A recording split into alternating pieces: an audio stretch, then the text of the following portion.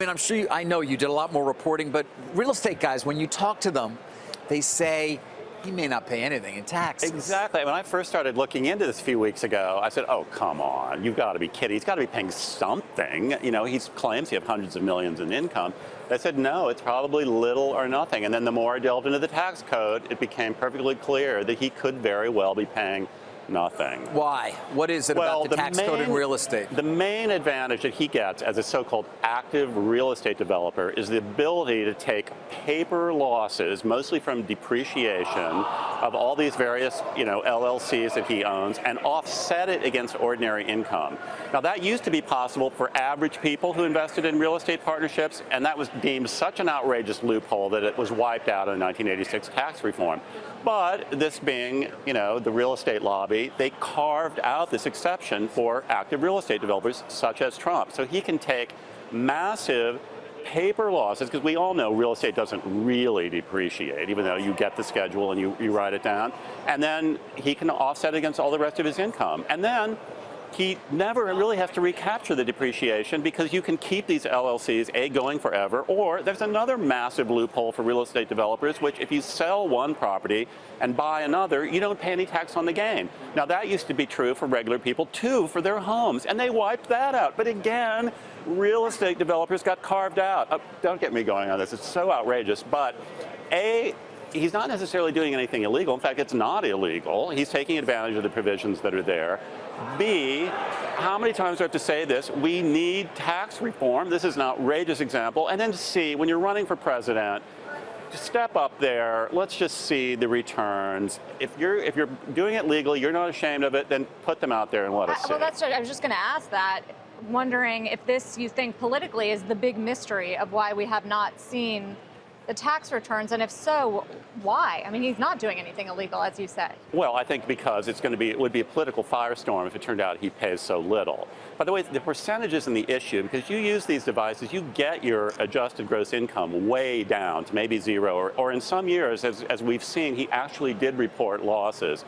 So, the rate isn't the issue, it's the absolute amount he's paying in tax, which is probably extremely minimal. And I think he would come under fierce assault if it turns out that that's the reason. But it seems to me this is the obvious reason. There's a principle in the law that if you don't produce evidence and you can draw a negative inference out of it, I would apply that here. Until he produces this, I think we are entitled to conclude that he's paying very, very little, if anything, in tax. These tactics, though, would they show up in his personal tax return or his company's tax return? It would be in the personal tax returns. And amazingly, he lists 564 business entities in which he holds a position. Now, there are apparently others in which he doesn't hold a position. Now, that's a lot. Each one of those files a return, a K-1.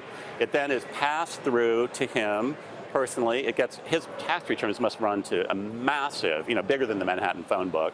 And then all of that is aggregated and shows up in his personal returns. And he is an active developer, therefore benefiting still from this particular deduction. Yes, he is. I mean, what is or isn't an active developer is subject to legal interpretation and could be argued about. But one question I had in my own mind is, how do you actively manage 564 or more entities while running for president? Is that active management? How active can you be? Well, he has a lot of people that work for him. Yeah. Jim, you think he's going to release his tax returns? He says it's because of an audit. What did you sort of pick up, and what are your thoughts? No. Everybody says he's not going to do it. He's not going to do it. I mean, he could have done it before now. If he really was going to do it, he should have done it before now. Mitt Romney did it, of course, and we saw he was paying about 14% because in part of the carried interest exemption, a number of other things in terms of his investments over time in private equity and things like that. I was among those who criticized him for that. I look back on it now and I think, oh my God, he's a tax hero compared to these real estate developers. I mean, the private equity people cannot hold a candle to real estate. We're also expecting to see Hillary Clinton's 2015 tax return sometime soon, possibly today. Are there any things to look out for in that, particularly? I'd be surprised. I mean, I looked at Hillary tax returns too. I'm bipartisan here looking at both of them. They're just not that interesting. Yes, she makes a lot of money from speeches and other activities. She pays a very high rate in the high 30s. I mean, you can criticize them, but not for not paying their fair share of taxes. Jim, we're going to have to leave it there. I know, you're right. I mean, I'm so, again, just seeing it today because it had been coming up, and and you hear it from people, Jim, and you said that can't be. They're like, no, I know real estate. It's going to be zero. That's the reason. Yeah. Yeah. A lot Great of people stuff. think it's because he's not worth as much as he says he's worth. I know. People wonder about the that net too. worth Well, and everything else. That's a whole separate issue. But this, just looking at the tax rate, which I think is very significant, I think it would be a scandal if we all knew It's the a bigger truth. scoop than just. You and I are being still paying worthless. around, what, 52% as New York City residents? Where are we, Jim? Don't ask. It's too embarrassing. It's so high.